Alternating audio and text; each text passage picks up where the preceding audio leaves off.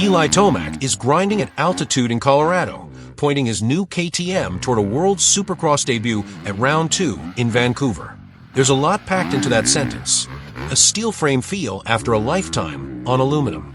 A new crew chiefing philosophy. And crucially, a low-stakes environment to feel out race pace before Anaheim-level chaos. If you're trying to forecast the ceiling here, listen to the rider. When Tomac sounds energized, history says results follow. The comment that he's having fun again matters because Tomac's peak form has always been as much mental clarity as mechanical harmony. The Vancouver WSX round is the ideal proving ground. Shorter mains compress intensity and punish bad starts, rewarding riders who can manufacture passes in half the time. Classic Tomac territory when he's confident on the pegs. The practical questions are simple and revealing. Does he trust the front end enough to knife under on corner entry? Does the bike squat and drive without stepping out when he seat bounces rhythms at half throttle? Can he live on the clutch in that slip window he loves without overheating the package? If the answers trend yes, the one-year tryout narrative becomes flimsy fast.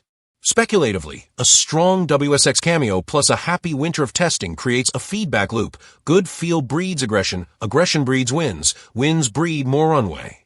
That's how a we'll see deal morphs into a multi-year stay. The cautious counterpoint is age, accumulated injuries, and the reality that adapting to a new platform at this stage takes ruthless honesty. Been the settings that don't work, even if they feel familiar from prior bikes.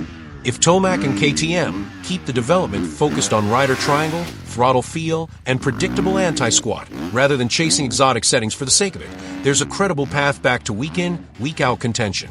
Tom Vialle has ended the whispers and signed a multi-year deal to join Honda HRC for 2026, stepping up to MXGP on the factory CRF 450R and closing the book on 7 seasons under the KTM umbrella.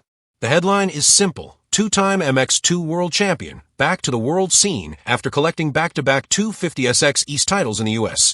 But the subtext is where this move gets interesting. Vialle leaves America at the right time for him. He's proven the stadium credentials, learned the intensity of short-lap racecraft, and hardened his starts under Supercross pressure. That toolbox translates to MXGP, but not automatically. European GPs demand 30-plus minute motos across wildly different surfaces, travel fatigue, and classic Sunday problem-solving when the track changes from sight lap to checkered flag. Vialle's biggest adaptation will be living at the edge of traction for longer, against rivals who've spent the last few years perfecting that exact art. Honda can help him cheat that curve. The CRF 450RS predictable front end and HRC's deep data on base settings should let him iterate quickly. The bet on both sides is that Vialle's trademark economy, low drama, low mistakes, high start efficiency, scales to the 450 without blunting his aggression. His public on-bike debut in red comes at Supercross de Paris, November 15th to 16th, 2025, a savvy shakedown. It's not MXGP, but it is a high-pressure auditorium with elite opposition and a microscope on timing, rhythm discipline, and how a rider adjusts mid-program. Expect Vialle to treat Paris like an extended systems test: chassis balance, engine character off the bottom, and clutch feel under sprint lap intensity.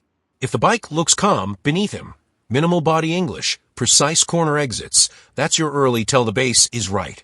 If he's fighting rear-end kick or asking for multiple mapping changes between sessions, the learning curve may stretch into early spring. Vialle's own words: "I didn't want to miss the opportunity to ride a factory 450. Hint at urgency. Multi-year, full factory backing gives him air cover to learn without panic, but the MXGP paddock is ruthless. By round 5 the pecking order is formed, and by mid-season only genuine growth bends it. The upside scenario? Vialle starts come with him. He lives in the top 5 while parsing the 450 pace window, and he nicks wins on hardpack where line discipline and exit drive pay off. The skeptical view? Sand specialists and incumbent MXGP hammers exploit the longer race distance, and Vialle needs half a season to unlock late moto speed. Either way, this is a bold but coherent career progression. New manufacturer, new class, same objective. Add a premier class crown to an already surgical resume.